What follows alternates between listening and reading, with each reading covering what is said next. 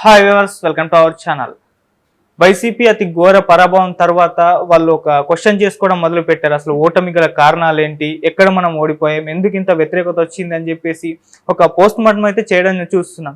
అయితే ఈ నేపథ్యంలో వైసీపీకి కానీ లేకుంటే జగన్మోహన్ రెడ్డి గారికి మెయిన్గా తెలిసింది ఏంటంటే వైసీపీపై ఇంత వ్యతిరేకత రావడానికి కారణం సజ్జల గారే అని, ఆయన కుట్రలే అని చెప్పేసి అనుకున్నారు. అందుకే ఇప్పుడు ఆయనతోనే ప్రక్షాళన మొదలు పెట్టబోతున్నారని చెప్పేసి కూడా వార్తలు రావడం చూస్తున్నాం. మరి వార్తల్లో నిజమెంతుంది, నిజంగా సజ్జల గారే ఇంత వ్యతిరేకత కారణం అయితే ఏ విధంగా అయి ఉంటుంది? సో ఇప్పుడు ఇదే అంశం మీద డిస్కస్ చేయడానికి ప్రజెంట్ మనతో పాటు జయదేవ్ గారు సీనియర్ జర్నలిస్ట్ వారితో మాట్లాడదాం. సార్ నమస్కారం. నమస్తే సార్, ఇప్పుడు వాళ్ళు పోస్ట్ మార్టం చేసుకోవడం చూస్తున్నాం సార్. రీజన్స్ ఏంటి ఓడిపోవడానికి, ఇప్పుడు ఏం చేయాలి నెక్స్ట్ అన్న దానిపైన. అయితే ఈ నేపథ్యంలో వాళ్ళకి జగన్ గారికి మెయిన్ గా సజ్జల గారే రీజన్ ఇంత వ్యతిరేకత రావడానికి అని తెలిసిందని ఇప్పుడు ఆయనతోనే ప్రక్షాళన మొదలు పెట్టబోతున్నారని వార్తలు అయితే వస్తున్నాయి సార్. దీన్ని ఏ విధంగా చూడొచ్చు అంటారు సార్? వార్తలు వస్తున్నాయి, కొంతమంది ఓపెన్ కూడా అయ్యారుగా ఈ సంబంధించి. ఎందుకంటే జక్కంపూడి రాజా గారు, రాజానగరం మాజీ ఎమ్మెల్యే, ఆయన ఫస్ట్ ఓపెన్ అయింది ఆయన, నాకు తెలిసి వార్తల్లోకి వచ్చినంత వరకు. అసలు జగన్మోహన్ రెడ్డి గారికి ప్రజల యొక్క సాధక బాధలు కానీ లేదంటే సంక్షేమ పథకాల గురించి ఎంతవరకు రీచ్ అవుతున్నాయనే విషయంలో కానీ మనం కనీసం ఏమనుకుంటున్నారు, వాట్ ఈజ్ వాట్, దీన్ని ఈ పథకాన్ని కొద్దిగా ఇట్లా మార్చాలి లేదంటే ఇలా చేద్దామని సజెస్ట్ చేయడానికైనా మాట్లాడడానికైనా అధినేతతో మా ముఖ్యమంత్రితో మాట్లాడే అవకాశం మాకు ముఖ్యమంత్రి గారు ఇవ్వలేదా లేకపోతే వీళ్ళు కల్పించలేదా తెలియదు. దాన్ని ప్రధానంగా అడ్డుకోవట్లుగా అడ్డుకున్నది ఇద్దరు వ్యక్తులు. ఒకటి సజ్జల రామకృష్ణారెడ్డి గారు, రెండోది ధనుంజయ రెడ్డి గారు. వీళ్ళిద్దరి వల్ల మేము కలవలేకపోయాం. 2-3 సార్లు వీళ్ళు వెనతిరిగి వచ్చేసాం. ఇది కూడా ఓటమికి కారణమే, ఎప్పటికైనా మారాలి మా అధినేత అన్నట్టుగా జక్కంపూడి రాజా గారు ఏదో సందర్భంలో మాట్లాడినట్టుగా నేను చూశాను. ఆ తర్వాత నిన్న కరణం ధర్మశ్రీ గారు లాంటి వ్యక్తులు రీసెంట్గా వాళ్ళు కూడా ఇట్లాంటి సందర్భం వచ్చేలాగే మాట్లాడారు. అయితే ఇక్కడ మొదటి నుంచి కూడా వైసీపీ శ్రేణులు కూడా వాళ్ళు గుసగుసలుగా మాట్లాడుకున్న అంశం ఏంటంటే, పార్టీలో ఎప్పుడు నెంబర్ 1 జగన్మోహన్ రెడ్డి గారు, నెంబర్ 2 ఎవరు అని అంటే జనరల్గా కుటుంబ సభ్యులు ఎవరో ఉండాలి, షర్మిల గారు ఎవరో ఉండాలి, బట్ వాళ్ళు పార్టీ నుంచి విడిపోయి బయటకు వెళ్ళిపోయారు, అది పక్కన పెట్టండి.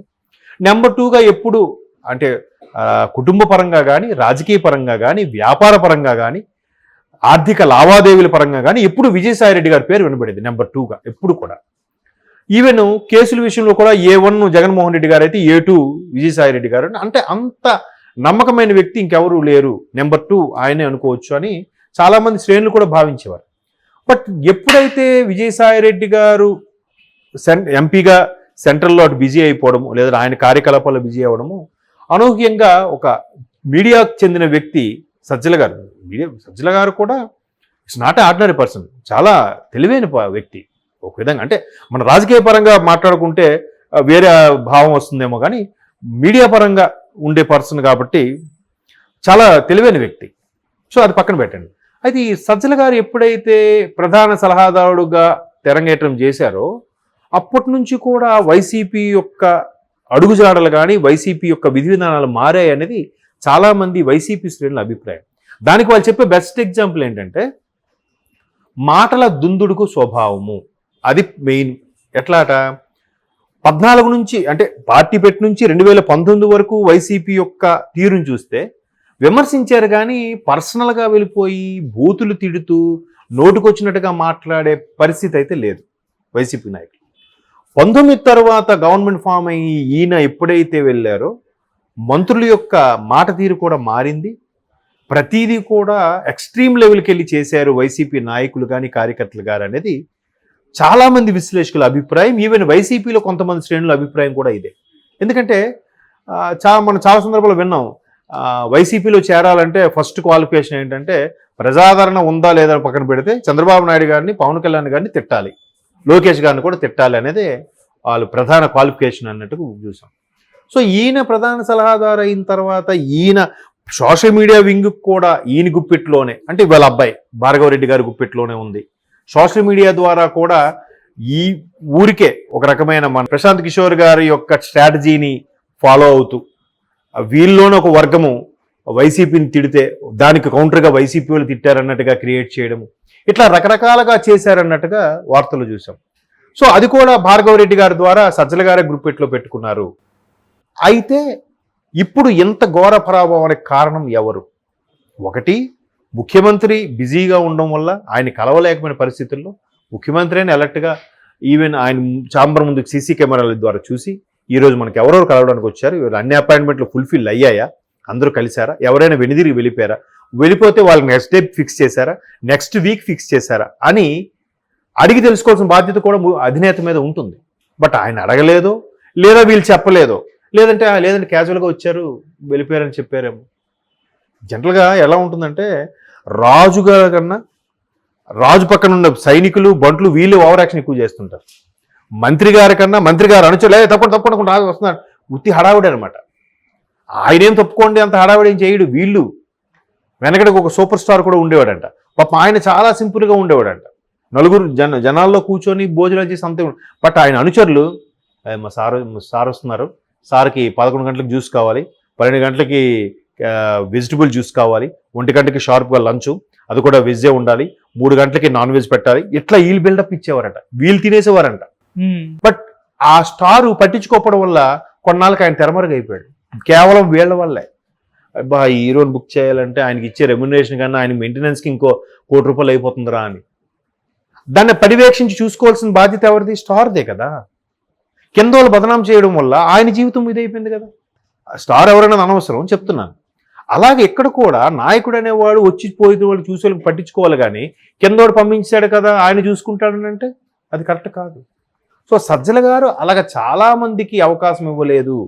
ఈవెన్ బాలినేని శ్రీనివాసరెడ్డి గారు లాంటి బాగా ఆప్తులు కూడా, జగన్మోహన్ రెడ్డి గారికి కుటుంబ సన్నిహితంగా ఉండే ఆప్తులు కూడా సజ్జల గారి విషయంలో ఒకానొక టైంలో అంటే చూచాయిగా విమర్శించిన సందర్భాలు ఉన్నాయని అక్కడ శ్రేణులు యొక్క మాటల వల్ల తెలిసింది. అంటే బాలినేని గారు కూడా ఒకానొక సందర్భంలో టిడ్కో ఇల్లుకు సంబంధించి ఏదో అవకతవకలు జరుగుతున్న ప్రస్తావన వెళ్ళినప్పుడు కూడా ఈయన కలిసి మాట్లాడి పంపించారు, కానీ జగన్మోహన్ రెడ్డి గారిని కలిసి అవకాశం ఇవ్వలేదు. అది జగన్మోహన్ రెడ్డి గారు ఈయన దూరం పెట్టారా, లేదా సజ్జల గారు కలవడానికి అవకాశం ఇవ్వలేదా అన్నది కూడా అప్పట్లో సోషల్ మీడియాలాగా వైరల్ అయ్యే వార్తలు. సో మొత్తం మీద సజ్జల గారు వల్ల పార్టీ కొద్దిగా ఇబ్బంది పడింది. శ్రేణులు పూర్తి స్థాయిలో అధినేతను కానీ వాళ్ళ ప్రీతమ నాయకుడిని కానీ కలుసుకోవడానికి అవకాశం లేకుండా పోయింది అనేది ఒక వార్త అయితే బాగా దావాలనలా వ్యాపించింది. సో ఇప్పుడు వైసీపీ అటువంటి వ్యక్తులను దూరం పెట్టాలి, చెక్ పెట్టాలి అనే ఆలోచన కూడా ఉందంట, ప్రధానంగా జగన్మోహన్ రెడ్డి. ఎందుకంటే జగన్మోహన్ రెడ్డి గారు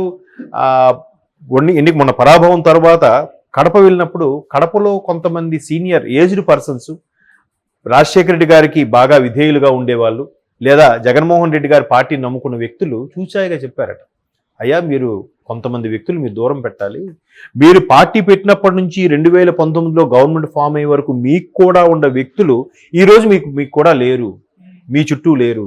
19 నుంచి కొత్తగా తెర మీదకి వచ్చిన వ్యక్తులు కదా వీళ్ళందరూ. 19 ముందు వీళ్ళు తెర మీద లేరుగా. పార్టీలో ఉంటే ఉండొచ్చు కాక ఎంత ఫెమిలియర్గా తెర మీద అయితే లేరుగా. సో అటువంటి వ్యక్తులు మీరు దూరం చేసుకున్నారు. ఇప్పుడు 19 తర్వాత మీకు దగ్గర అయ్యేవాడిని కొంచెం దూరం పెట్టండి, 19 ముందు మీ భుజాలను మీ జెండాని భుజాల మీద మోసుకున్న దగ్గర చేసుకోండి అని చాలామంది సలహాలు ఇచ్చారట. అందులో సజ్జల గారి పేరు ఒకటి ఉంది, అవినాష్ రెడ్డి గారి పేరు కూడా కొంతమంది సజెస్ట్ చేశారట. వాస్తవం తెలీదు. ఇట్లాంటి నేపథ్యంలో సజ్జల గారి మీద చెక్ పెడదాము, లేదా మరలా ఆయన ఏ మీడియా ఇచ్చారో అదే మీడియాకి మళ్ళీ పంపించి ఆయన సేవలు వాడుకుందామని ఆలోచనలు కూడా ఉన్నారు. కానీ ఆయన పక్క పార్టీ వైపు చూస్తున్నారు. కూటమిలో ఒక పార్టీ వైపు చూస్తూ ఈయన నేను వెళ్ళిపోతున్నాను, ఆ పార్టీకి వెళ్తే మీకే నష్టం అని బెదిరించే అవకాశం కూడా లేకపోలేదు అనేది కొంతమంది అభిప్రాయం. మేబీ బీజేపీ ఇంకా జనసేనలోకి వెళ్ళారు, టీడీపీలోకి వెళ్ళారు. కూటమిలో అంతగా విరోధం లేని పార్టీ ఏది ఉందంటే బీజేపీ ఒకటే, అంటే వైసీపీ వాళ్ళతో. వార్తలు ఇంకా వాస్తవం ఎంత ఉందో తెలియదు. రాబోయే రోజుల్లో క్లారిటీ వచ్చే అవకాశం. Okay sir, thank you so much.